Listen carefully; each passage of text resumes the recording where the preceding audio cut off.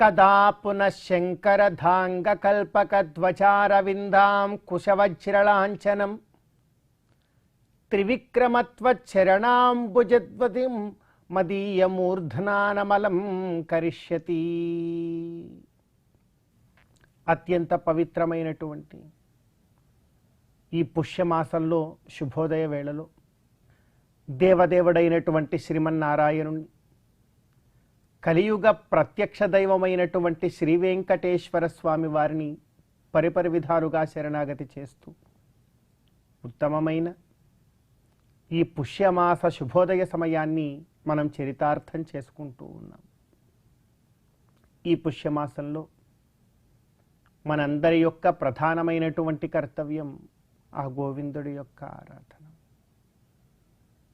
ఆ గోవిందుణ్ణి ఈ పుష్యమాసంలో వాసుదేవతత్వాన్ని బాగా అవగతం చేసుకొని ఆరాధించినట్లయితే గొప్పదైనటువంటి ఫలాన్ని మరి మనందరం కూడా పొందవచ్చు. వాసుదేవుడు తన తండ్రి ఎంత గొప్పవాడైనప్పటికీ కూడా ఆ తండ్రిని కూడా రక్షించినటువంటి వాడు, తనల్ని నమ్ముకొని ఉన్నటువంటి వారిని అందరినీ కూడా కాపాడినటువంటి వాడు. ధర్మ రక్షణ కోసం, ఈ లోకంలో ధర్మాన్ని నిలబెట్టడం కోసం తానే స్వయంగా గీతామృతాన్ని ఉపదేశించినటువంటి వాడు. ఇలా ఎన్ని చెప్పుకుంటూ పోయినా ఆ వాసుదేవుడు గురించి తక్కువే. వసుదేవస్య అపత్యం పుమాన్ వాసుదేవః.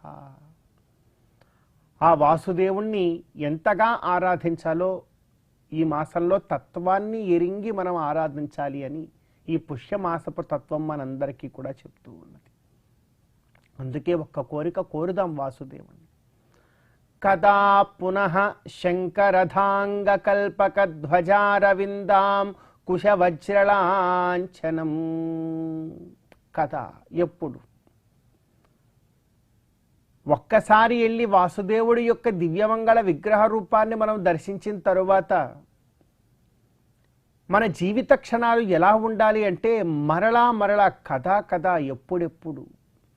ఎప్పుడెప్పుడు మళ్ళీ తిరిగి వెళ్ళి స్వామిని ఆరాధిద్దామా, స్వామిని దర్శిద్దామా అని పరితపించిపోవాలి. అందుకే కదా పునః, మళ్ళీ ఎప్పుడు, శంఖ రథాంగకల్పకధ్వజారవిందాం కుశవజ్రలాంఛనం. శంఖ చక్రాదులతో అలంకరింపబడినటువంటి నీ రూపాన్ని మహామహులందరూ కూడా వారి వారి యొక్క కిరీటపుల కాంతులతో కూడినటువంటి నీ పాద పద్మములని ఎప్పుడు చూడాలి.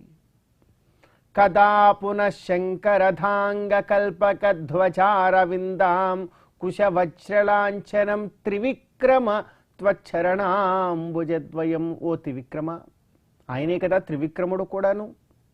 కేవలము 3 అడుగులతో సకల విశ్వాన్నంతటినీ కూడా మొత్తమంతా ఆక్రమించేసి బలిచక్రవర్తి యొక్క గర్వమును కర్వము చేసినటువంటి ఆ త్రివిక్రముడు కూడా వాడే కదా. త్రివిక్రమ త్వచ్చరణాంబుజద్వతిం మదీయమూర్ధనానమలంకరిష్యతి. త్రివిక్రమ త్వచ్చరణాంబుజద్వయం. ఓ త్రివిక్రమ, నీ చరణాంబుజద్వయాన్ని మరలా మరలా ఎప్పుడెప్పుడు నా శిరస్సు మీద ధరిస్తానా. మన కోరిక ఎలా ఉండాలి అంటే ఎప్పుడెప్పుడు స్వామి పాద పద్మములను మన శిరస్సు మీద ధరిద్దామా అని పరితపించిపోవాలి. అలా పరితపించడంలోనే ఒక గొప్ప తాదాత్మ్య రూపమైనటువంటి ఆనందం దాగి ఉన్నది. ఆ ఆనందాన్ని పొందడమే మనందరి యొక్క ప్రధానమైనటువంటి భాగ్యము, కర్తవ్యము అని అంటూ ఉన్నారు. కనుక ఈ భాగ్యాన్ని పొందే ప్రయత్నం మనందరం కూడా చేస్తూ ఈ పుష్యమాస శుభోదయ సమయాన్ని మనందరం కూడా చరితార్థం చేసుకుందాం. గోవిందుడి యొక్క అనుగ్రహాన్ని మనందరం పొందుదాం.